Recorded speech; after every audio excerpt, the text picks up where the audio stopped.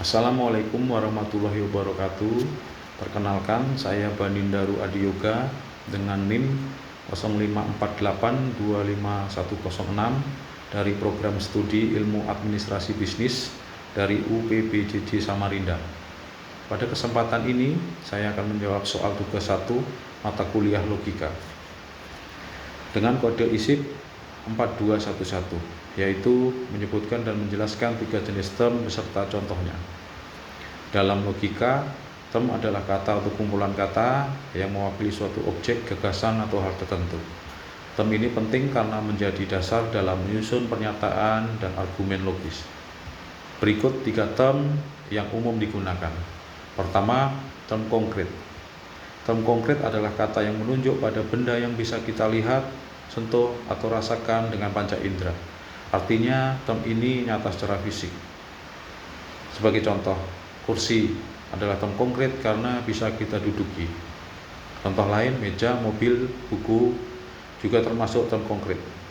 Artinya, semua benda nyata di sekitar kita itu masuk dalam kategori term konkret.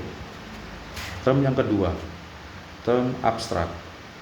Term abstrak adalah kata yang menunjukkan pada hal-hal yang tidak bisa kita sentuh atau tidak bisa dilihat secara langsung, biasanya berupa ide, konsep, atau perasaan.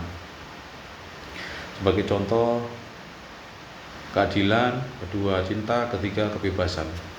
Misalnya, kita tidak bisa melihat cinta, tapi kita bisa merasakan atau memahaminya. Jadi term ini lebih ke arah sesuatu yang ada dalam pikiran, bukan dalam bentuk fisik. Term yang ketiga yaitu term umum dan term khusus. 2 jenis term ini berkaitan dengan cakupan atau keluasannya. Term umum adalah kata yang mewakili kelompok besar atau kategori luas. Sebagai contoh, kata hewan.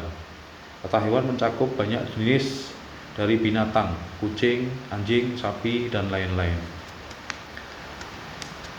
Kemudian term khusus adalah kata yang lebih spesifik atau terbatas. Sebagai contoh, kucing Persia adalah bagian dari binatang atau hewan, tetapi hanya satu jenis kucing. Dengan kata lain, term umum lebih luas, sedangkan term khusus lebih sempit. Selanjutnya, menjawab soal kedua, yaitu menjelaskan bentuk logical fallacy, memberi contohnya, dan menjelaskan cara menghindarinya. Logical fallacy atau sesat pikir adalah kesalahan dalam berpikir atau membuat argumen. Kesalahan ini terlihat logis, tapi sebenarnya tidak masuk akal dan bisa menyesatkan. Salah satu contoh sesat pikir yang paling sering terjadi adalah ad hominem atau tertulis ad hominem. Adalah saat seseorang menyerang pribadi lawan bicara, bukan pada argumennya. Contoh percakapan sebagai berikut. Ali berkata, "Kita seharusnya buang sampah di tempatnya." Kemudian Budi menjawab, "Ngapain dengerin kamu? Kamu sendiri jorok."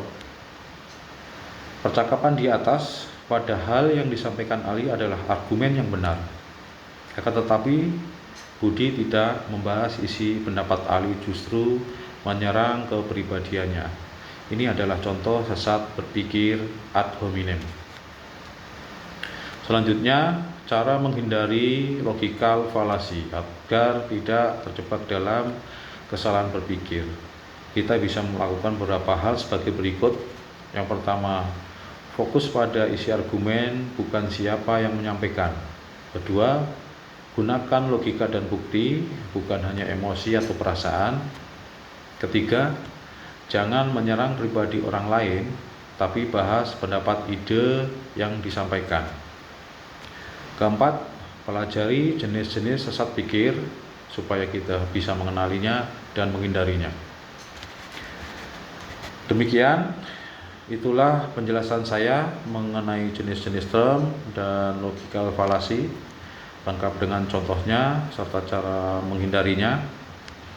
Semoga penjelasan ini bisa dipahami dengan mudah dan bermanfaat untuk kita semua. Terima kasih atas perhatiannya. Akhirul salam. Wassalamualaikum warahmatullahi wabarakatuh.